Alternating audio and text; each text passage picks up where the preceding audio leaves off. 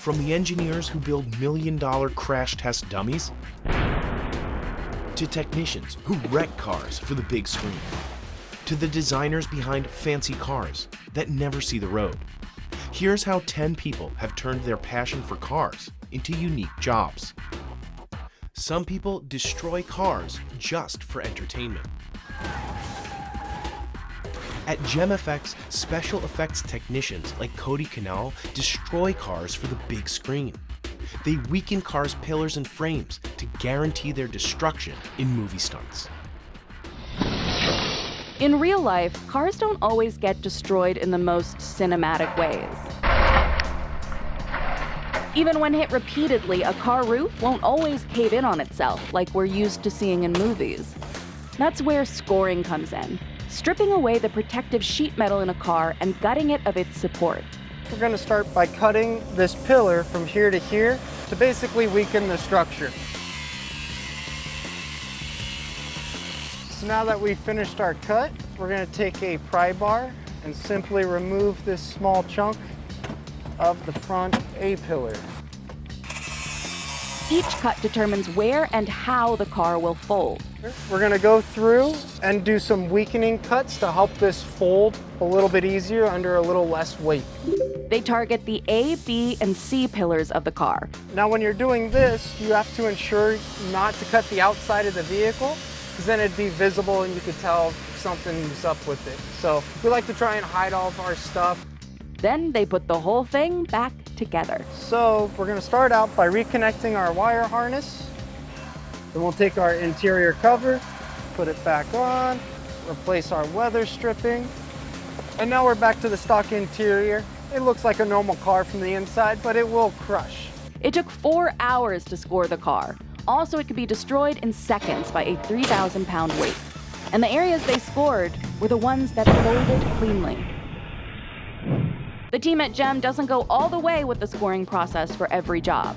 Take this bus crash in Shaanxi. This shot was filmed on location in San Francisco, and the parked cars getting run over are real. GEM prepped them for destruction.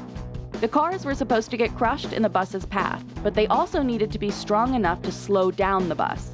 So GEM only scored the upper portion of the vehicles to collapse on impact, keeping the lower portions strong. When the bus would carry over the tops of the vehicles, if it went down too far, the scene wouldn't look right. So all we wanted is just so much compression and actually provide a flat platform for the camera to track down the hill with. They can also just focus on a few major points of weakening, like these hinges on car doors. Swapping out the steel hinges for breakaway ones makes the doors incredibly easy to rip off. They're made out of a weaker compound, which makes them shear easier. So that way it'll snap the door off nice and easy. Then they cut these wires to make sure the door has nothing to hang on to after the bolts blow out. These weaker materials allow for big results. The US auto industry spends about $18 billion per year on research and development. A good portion of that goes toward improving car design. Designers spend countless hours making cars safer, more fuel efficient, and aesthetically pleasing. And much of their time is spent on vehicles that will never see the road. Concept cars, a glimpse into the future. You may find them synonymous with outrageous designs, exaggerated interiors, and features that have never been seen in a production car, like this floating key. They're typically revealed at auto shows where enthusiasts and the media ooh and ah at the future of mobility. It's no secret that these one-off designs can be expensive to build, sometimes with a 7-figure price tag. With so much invested in these cars, why does it seem like we rarely see these concepts make it to production? And why does it seem like the coolest elements are stripped away when they do? We spoke with the design department of some of the top automakers to find out why automakers spend millions on concept cars they don't plan on making. First of all, people don't realize that, concept cars, yes, we show them at auto shows typically, and they're there for the media to enjoy. But long after the media is gone, the auto show's around for a couple weeks, and the public comes around, and they may not know much about the brand sometimes. And they go, whoa, and they come across this concept car that makes an unmistakable statement about where the brand wants to go with technology. That's Ralph Gilles. He's worked on the design of the 2005 Chrysler 300, 2014 SRT Viper, and many more. So vehicles like the Prowler, the Jeep Rescue, and the Challenger, and even the Viper, all of those were concept cars at one time. And what happened there is again, the public reacted to them in a visceral way, in a way that says, you have to build that car. Some people will mail us checks, deposits, to see this car through, and very passionate letters. None of that would have happened had the concept not been there. So when we see that, we think we might have struck something here. Concept cars can also be used to hype up a model that is actually planned for production. If we have a new launch of a new vehicle in our portfolio, we would tease that with a specific type of concept that would be a slight exaggeration of the production car. So it would be slightly more idealized.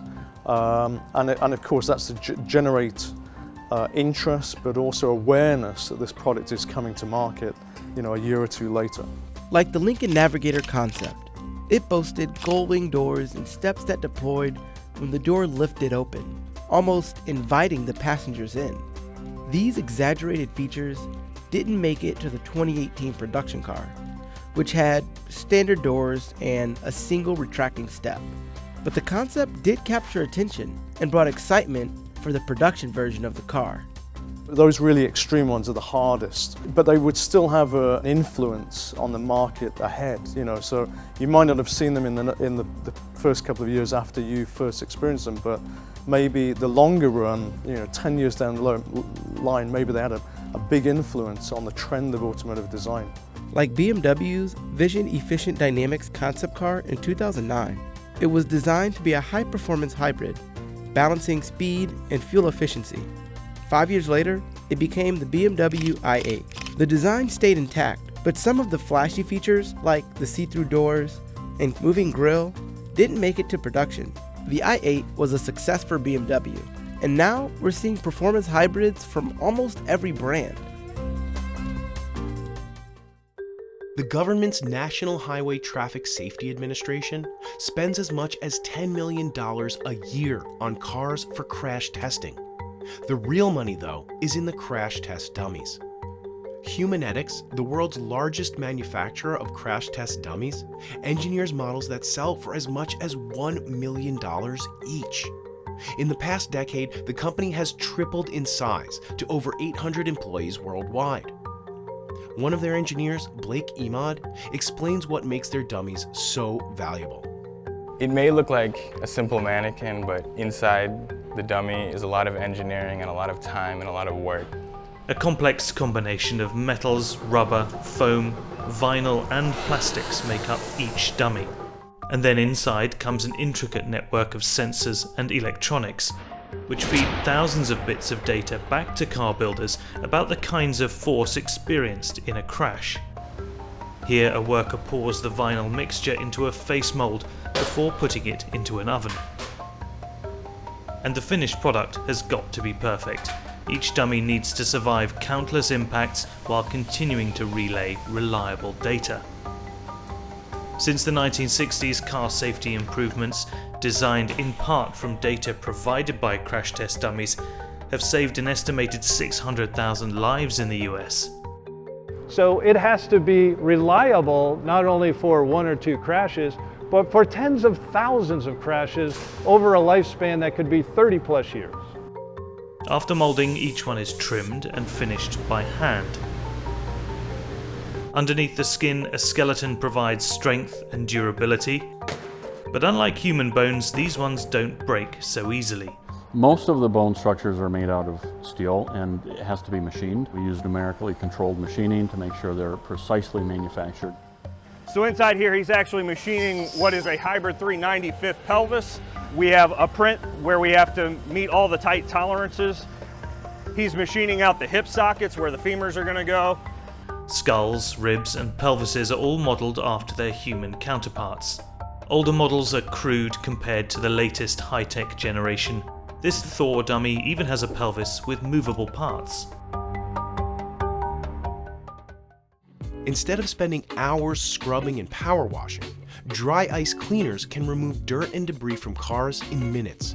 At Dryce Nation, Owner Scott Ailes explains how the technology works and how it cuts through oil, soot, and grime so easily. When we're starting the project, we're always looking for the dirtiest area first. We like to get the hard stuff out of the way so that when we get to those surfaces or those coatings that we're trying to remove that are easy, then it makes everything go smoother because you're not double cleaning. So you'll notice as I'm cleaning that the gun is never static. It's always moving. It's always constantly moving. And the reason for that is we have the risk of a concentrated 109 negative degrees on a particular substrate or part of the car that you could damage in one spot. So I'd like to take a minute and explain how this actually works. There's really three things that are occurring. You've got kinetic energy, which is driven by the PSI of the air system. You've got cold temperature, 109 degree negative, that causes things to shrink so they lose adhesion. And then you've got the actual thermal expansion of a solid chemical going to a gas. So that's 800 times its original solid size. Those three things work very well together to remove this dirt in a way that you've probably never seen before. There's a lot of technique opportunity here, right? Because in a sense, this is a bit of an artist's effort at an industrial job, if you will. I've found it to be helpful for me to function in a circular pattern so that I never have any hard lines. The circular pattern gives me the control that I feel comfortable with. There's really nothing that's more fun in this process than doing bare aluminum.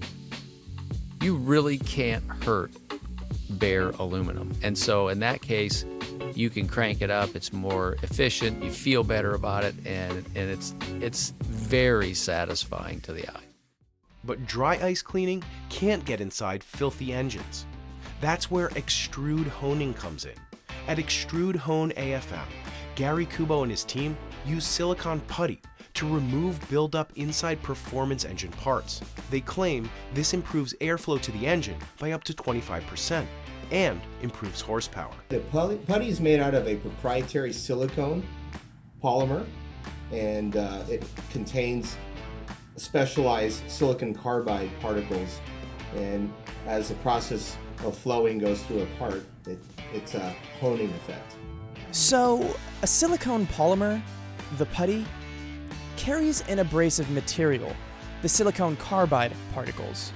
Let's make this simple and see how the process works on an intake manifold.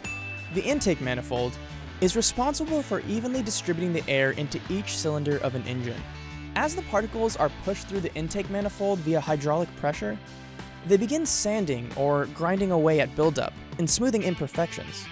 This is what increases airflow and turns your car into a certified speed demon. But not every time. Well, the results will vary depending on the part. If you're starting from scratch, say like a rough, unshaped, ported head, I mean, the results, improvements can be drastic. So when we talk about airflow, we have to talk about balance. The exhaust has to be considered as well. The engine in its basic form is an air pump. So if we have an increased volume of air coming in, we have to be able to reject the spent gases out. So if we have a very large intake but a smaller exhaust diameter, for instance, it can actually choke the engine. So if you noticed your car losing power over time, you may not need that new fancy turbo to reclaim your precious speed. Some classic cars require more than a simple deep clean. That's a job for restoration specialists like Trevor Malloy. He uses chemical dipping to strip away years of rust and old paint. The customer starts off by completely disassembling the vehicle. Then we will take it and we will dip it in our alkaline paint stripper. And they'll remain in the tank for about a day. We take it out every other day, and then we'll pressure wash it until all the paint is removed. Because there can be different layers of paint. You got your paint, then you got your primer, you got your putty, undercoating.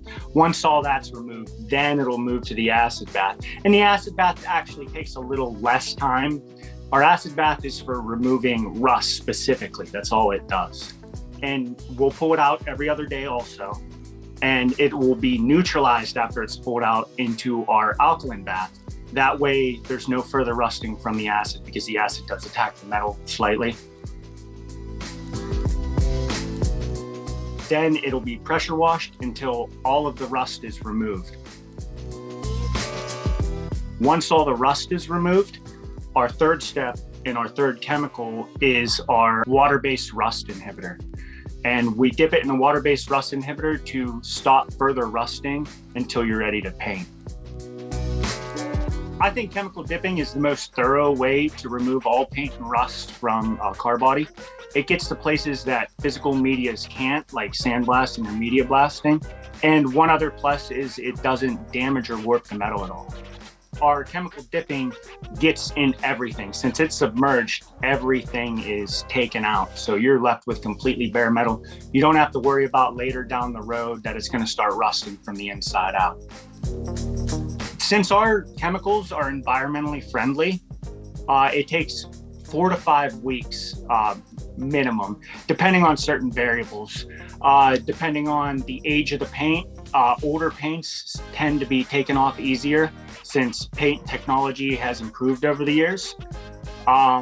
Bondo, the amount of Bondo it has, or putty, the amount of undercoating, and the amount of rust it has. So there's variables. Sometimes it can take 2 weeks, but usually we say 4 to 5.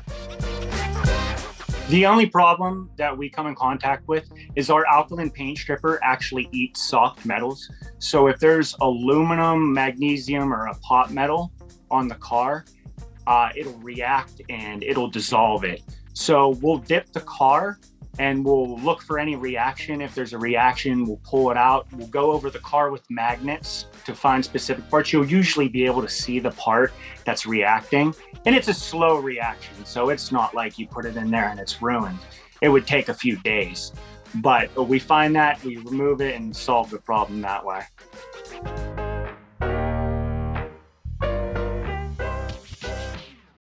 But it's not just classic cars that need restoration. Just ask Rich Benoit, or as he's known on YouTube, Rich Rebuilds.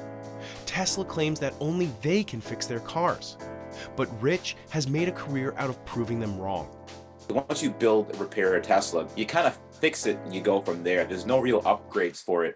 So many things are electronically controlled. It doesn't make it as fun for the hot rodders out there. So I said to myself, you know what, how do we mix the two things? How do we have, a really good looking car and combining it with the tunability of a classic V8 engine? So we decided just to combine the two.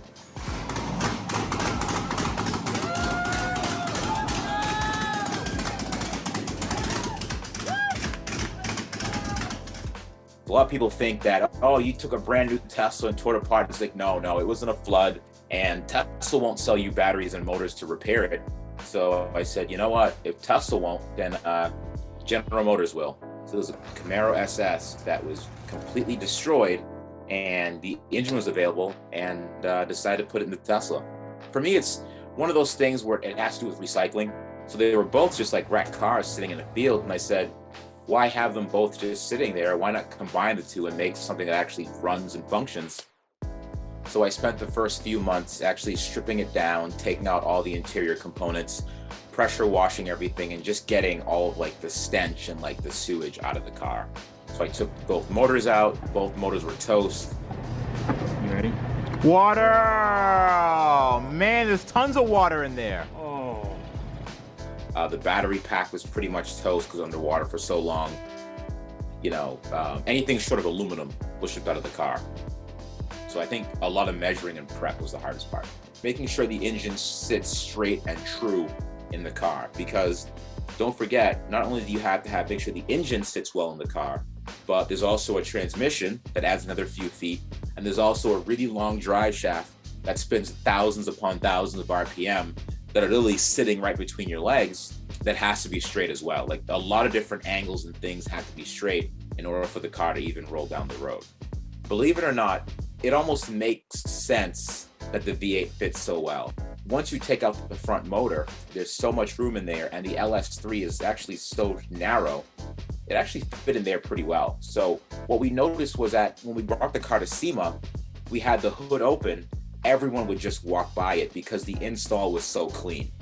It was only until they saw the Tesla logo that everyone just kind of rubberneck stopped and went towards the car.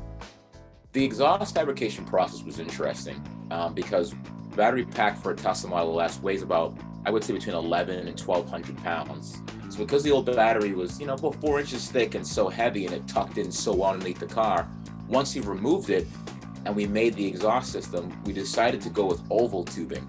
So when you go with oval tubing, kind of like NASCARs use, you actually save a lot of space going oval versus completely circular. So if you notice, we have a side exit exhaust system.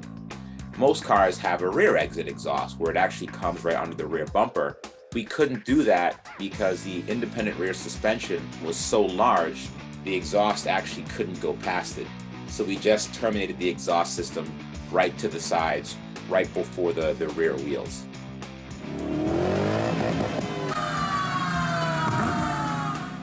One of the biggest challenges was the fabrication of the transmission tunnel. In a Tesla, it's one of the few cars that are made that has a completely flat floor.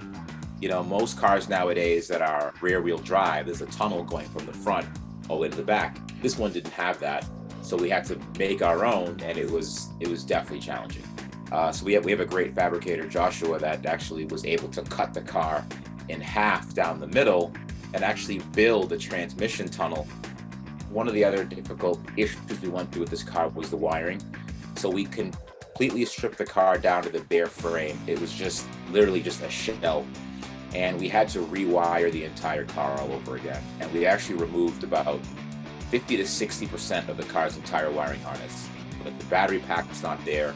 That's one set of wiring, high voltage cables. There was wiring to the rear motors, the front motors, those are both gone. We saved a significant amount of weight going from the older lithium powered battery pack to the internal combustion engine. The car still has the touchscreen. It still has the instrument cluster, and all the functions work. The navigation works, the Bluetooth works. So when you sit in the car, you could, push buttons and play with different functions of the vehicle, and it does work. I am very satisfied with how it runs. Yeah, we still need to do some fine tuning to it, but at the end of the day, when you sit in it and you drive it, you almost forget that it's a Tesla. Like, you're just thinking that you're driving like a regular, powerful V8 engine car, and it's really weird because if you don't think about it, you're like, okay, this is pretty cool. It has a manual, I'm doing my thing, but you really have to take a step back and say to yourself, this car never had any of this. Spinning is a barely legal motorsport that involves performing stunts outside the vehicle. The South African sport is growing fast. In 2022, Red Bull hosted its third official live spinning competition, which drew a record-breaking 4,000 spectators. One of the sport's biggest stars, Stacey Lee May, explains the risks involved. At first glance, it might look like drifting. That's until you realize the driver's body is hanging out of the window and their head is inches from the pavement. My dad actually came up with the idea. We were driving home one day and he decided that it would be cool to hang upside down out of a moving car. And I haven't seen anybody do it before. That's 25-year-old Stacey Lee May, describing her iconic spinning stunt, the suicide slide. The South African law student is a veteran of the sport, coining other moves like her Superwoman, where she hangs horizontally out of the window of the car as it spins at full speed. It's daring moves like these that quickly made her so popular and gained her the nickname Queen of Smoke. These are only a few of the death-defying stunts you'll see at a spinning show. Drivers and their co-pilots either perform for a panel of judges or to entertain a crowd. But no matter the type of show, the stunts always require hours of practice, creativity, and most of all, faith. I always pray. Before I go in, I always pray, and when I'm about to do a stunt, I never second guess myself. I always just jump out and do it. But while most professional motorsport athletes get suited up in flame-retardant suits and helmets, pro spinners like Stacey prefer the comfort of just a t-shirt and ball cap. It would be kind of difficult to do the suicide slide with a helmet on. Even their cars lack the safety professional drifters get with roll cages, harnesses, and modern suspension systems. The majority of spinners stick to using a modified BMW E30 325 IS. Released by BMW South Africa in 1990, the old performance car, nicknamed Gusheshe, has a rich history in the country and has grown to be synonymous with spinning. We use it mainly because it's a smaller car, the pedals are closer together, so it's the closest to a race car because it's easy to move your feet and it's easy to get into small corners. This is a standard 2.7 motor, the original motor of this car. Some of the guys have souped up engines, but I'm staying true to my heart and true to the Gusheshe, you know. What really sets spinning apart is that it's been regulated for barely a decade. Started in the 1980s by South African gangsters as a way to show off their stolen rides, for years it remained an underground hobby. It wasn't until 2014 that it was formally recognized as a motorsport by Motorsport South Africa. Debates continue about the safety regulations required for formal events, with Motorsport South Africa settling, for now, on ensuring the safety of crowd members with mandatory barriers. Clearly, it could be a while before spinning goes mainstream. Some motorsports stars don't even drive the car. Rally car racing features co-drivers who sit shotgun and read directions to their drivers. For co-drivers competing at the highest level, like Nicholas Gilsole and Krista Skoukas, one wrong direction can send them flying off the track. Flat 6 left in and flat right over crest, slowing for line. This man talking non-stop is what's known as a rally team's co-driver. He never touches the wheel, never touches a pedal, but he's just as important as the driver. And all those words he's saying, they're directions. And one slip of the tongue, and disaster could await. Fast 5 left and stop, 3 left minus, the 2 right minus. Oh. Rallying is hands down one of the most dangerous motorsports around. Drivers race down narrow public roads, covered in everything from dirt and gravel to snow and ice, at speeds of up to 100 miles per hour. Instead of drivers racing all at once, they go one by one around sharp blind corners and fly hundreds of feet off of sudden jumps. Just like airplane pilots have their co-pilots, rally drivers have a co-driver sitting right next to them during each race. The co-driver's main job is to read out loud a series of pre-written directions called pace notes that the driver uses to navigate each stage. It's these notes that allow the driver to continue at full speed without hesitating at the course's most dangerous sections in order to get the best possible time. One of the co-driver's most important jobs starts days before the race has even begun, during an activity known as recce. During recce is when the driver and co-driver will take a car out, and that is when they go onto the stage roads and write the notes that they will be using when they're racing. So this is done at low speeds, like 35 miles an hour is usually tops.